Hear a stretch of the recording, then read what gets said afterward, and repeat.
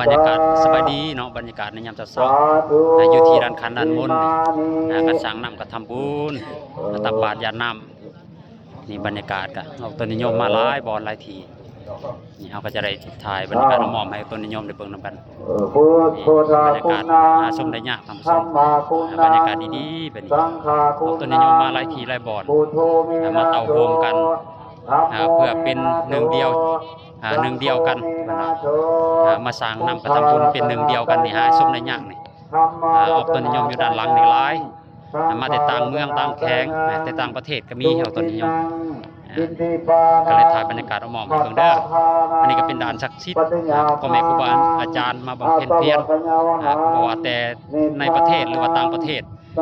พ่อแม่ครูบาอาจารย์ใหญ่ๆองค์ดังๆเพิ่นก็จะได้มาสร้างบุญญาบารมีอยู่สถานที่นี้มันมีหอยพุทธบาทอันนี้ก็คือเอิ้นว่าด่านมนต์อยู่ที่เมืองพลานไซแขวงสะวรรณเขตนี่ไทยเอาต้นนิยมมานี่ทุกๆปีนี่มักหน้าหลายตาบรรยากาศก็ดีพร้อมบอกต้นนิยมนี่แหละเพิ่นว่าสถานที่บำเพ็ญคุณงามความดีถ้าว่าผู้ใดมาสร้างน้ำกระทำบุญก็ยอมได้อานิสงส์เพราะว่าคุณงามความดีนี่ผู้ใดก็ปรารถนาในขณะนี้กับพ่อแม่ครูบาอาจารย์กำลังให้พรรับศีลเพราะว่าจะน้อยก็จะได้ออกบิณฑบาตในขณะนี้กับพ่อแม่ครูบาอาจารย์จัดแถวกำลังจะออกบิณฑบาตอันนี้ก็สายที่ออกต้นนิยมจัดไว้เป็นระเบียบจัดเป็นระเบียบเรียบร้อยเอาไว้เพื่อที่จะได้ใส่บาตรญาตินำเพื่ออุทิศถึงบุพการีหรือว่าญาติเนาะบ่ว่าญาติแต่ละภพแต่ละชาติหรือว่าเจ้ากรรมนายเวรนี่เพื่อก็จะได้สร้างนำกระทำบุญอุทิศถึงหรือว่าสร้างบุญญาบารมีสร้างคุณงามความดีภาคพังเอาไว้ในบวรพระพุทธศาสนาอันนี้ก็บรรยากาศของพ่อแม่ครูบาอาจารย์เนาะตักบาตรนี่บรรยากาศเพิ่นบิณฑบาตอันนี้ก็เป็นแถวสุดท้ายของการบิณฑบาตอยู่ด้านมนอันนี้ก็ออกต้นนิยมมาหลายบอดหลายทีเราก็จะถ่ายบรรยากาศดีให้ท่านผู้ชมได้เบิ่งทุกๆปีเพิ่นจะได้ตักบาตรหรือว่าบิณฑบาตครับโปรดทรัพย์เนาะนี่แหละเพิ่นว่าอันนี้เป็นด่านที่ศักดิ์สิทธิ์อันหนึ่งออกต้นนิยมมากหน้าหลายตามาแต่หลายที่หลายบ่อนเพื่อมาสร้างนำกระทำบุญสร้างคุณงามความดีภาคพังเอาไว้เพื่อเป็นเสบียงติดเนื้อตามตัวไปทุกภพทุกศาสตร์ออกต้นนิยมนี่แหละมีเวลาก็มาเที่ยวมาชมเด้อปีหน้าพาใหม่ปีนี้ก็จบสำนี่แหละอันนี้ก็จะเป็นศาลาที่มุงห้อยพระพุทธบาทออกต้นนิยมก็ใส่บาตรแล้วก็เข้าไปสักการะเพื่อเป็นสิริมงคลนี่อันนี้เด้อช่วยสดมนต์งามทำเสมอเอาต้นนิยมก็เข้าไปกราบสักการะเพื่อเป็นสิริมงคลก่อนจะกลับเพื่อนสวยสดมนต์งามตามท้องเลือกท่านผู้ชมบรรยากาศในยามเช้าๆนี่ก็ศาลาห้อยพุทธบาทอยู่ด้านมนอันนี้ก็ออกต้นนิยมมาแต่หลายทีหลายบ่อนเพื่อมาตักบาตรญาติน้ำเพื่ออุทิศบุญกุศลเพื่อให้ญาติพี่น้องทุกภพทุกชาติและก็เจ้ากรรมนายเวรเพื่อให้เป็นสิริมงคลเพื่อให้บ่มีเวรกรรมต่อกันแต่ละภพแต่ละชาติบรรยากาศเลาะด้านคันด้านมุน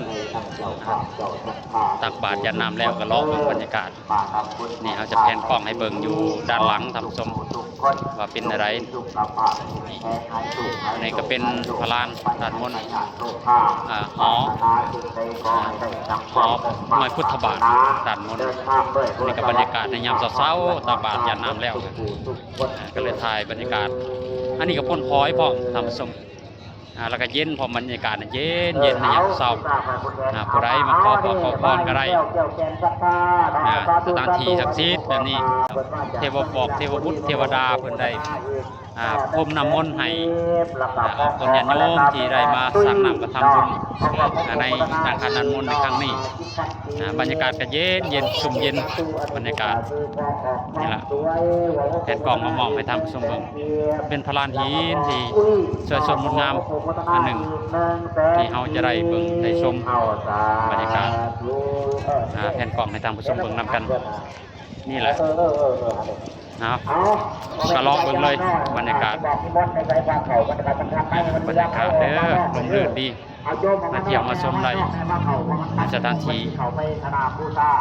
มีหน้าพาใหม่มาเที่ยวมาชมได้ว่ามีโอกาสเวลาก็มาเที่ยวก็ได้ถึงโมเมนต์ยำบุญมันก็เปิดให้เด้อใครยังมาก็มาเที่ยวมาชมได้เลยนี่ก็โอ้ฝนก็เริ่มจะลิ้นแล้วชมเย็นดีท่านผู้ชมบรรยากาศที่แผ่นกล่องให้เบิ่งร้านที่ล้วนๆเย็นได้เลาะเที่ยวชมบรรยากาศนี่ร้านหินคักเลยท่านผู้ชมรายปีมันก็ได้เป็นแบบนี้แหละสวยสดงามแบบธรรมชาติเลยอันนี้คือออกต้นยันโยมมาเสียงทายเนาะโดยไม้นี่อันนี้ไม้เสียงทายอยู่ที่ห้อยพุทธบาทด้านมนอันนี้ก็ห้อยพุทธบาทเด้อนี่เด้อออกต้นยันโยมเพิ่นมาเสียงทายบรรยากาศเสียงทายประมาณนี้พุทธบาทผู้ใดยังมาเชียงทายก็ได้หอยพุทธบาทอันนี้ก็เป็นไม้เสียงทายมาลายบอลลายทีเสียงทายทรงคนมุ่งมั่นปรารถนาบรรยากาศมองมาชิประมาณนี้เอาต้นนิยมมาหมักหนาลายตามาเสียงทายนี่บรรยากาศเด้อนี่เด้อมาเสียงทายได้ทายปรารถนาสิ่งใดก็เสียงทายเอาตามความนึกความปรารถนาแล้วก็วัดขนาดเนาะว่ากว้างหรือว่าเขามันเข่าหรือว่ามันขยายออกอันนี้ก็บรรยากาศนี่อันนี้ก็เป็นห้อยพุทธบาทที่เก่าแก่ได้แบบธรรมศาสตร์เลยนี่ห้อยพุทธบาทอันนี้คือเขาเฮ็ดกิจกรรมเนาะเฮ็ดกิจกรรมแจกเครื่องนี่อยู่ด้านมนเด้อนี่เขาเฮ็ดกิจกรรมแจกเครื่องให้ประชาชนแต่ละเขตของบ้านนี่เนาะว่าผู้ใดสิได้ยังนะก็เลยเฮ็ดกิจกรรมบรรยากาศของกิจกรรมเราก็จะถ่ายบรรยากาศให้เบิ่งก็คึกคืนท่านผู้ชมนี่กิจกรรมนี่คึกคืนหลายบรรยากาศ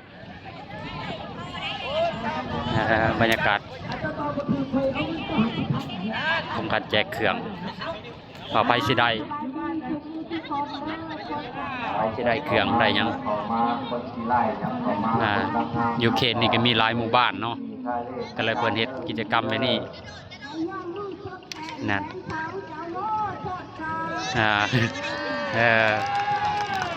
นี่เนาะบรรยากาศอย่างคึกคืนนั่น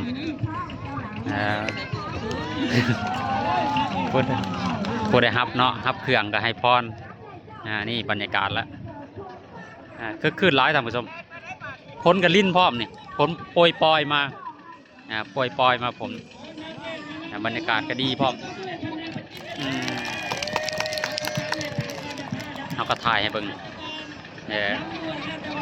ถ่ายให้เบิ่งบรรยากาศเด้อ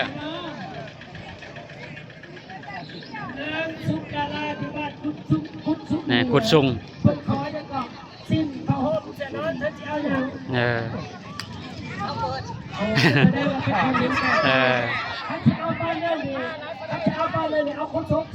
คนคอเครื่อง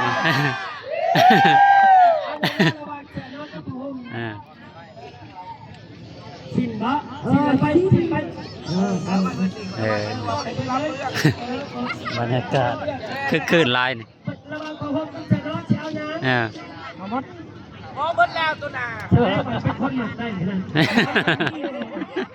เป็นคนบางได้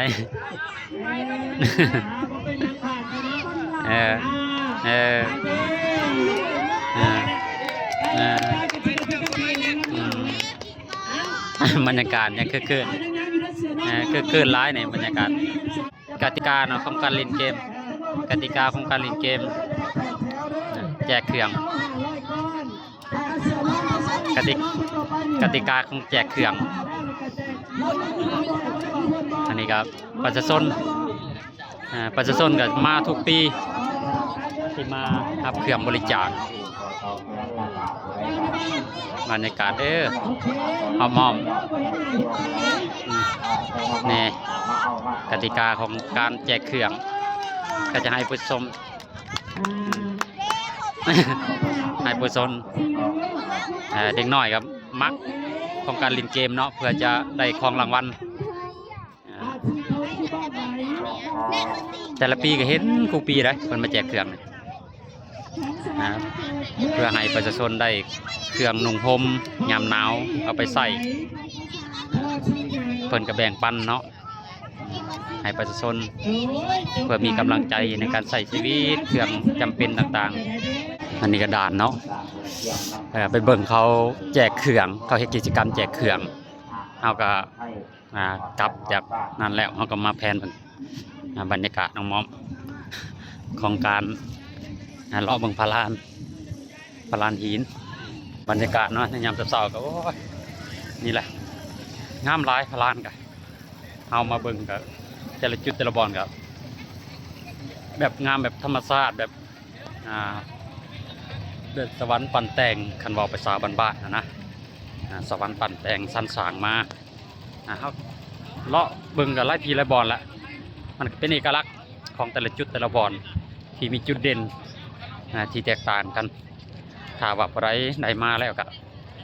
ภูมิใจที่ได้เห็นเนาะหรือว่าอิ่มอกอิ่มใจในสถานที่ต่างๆ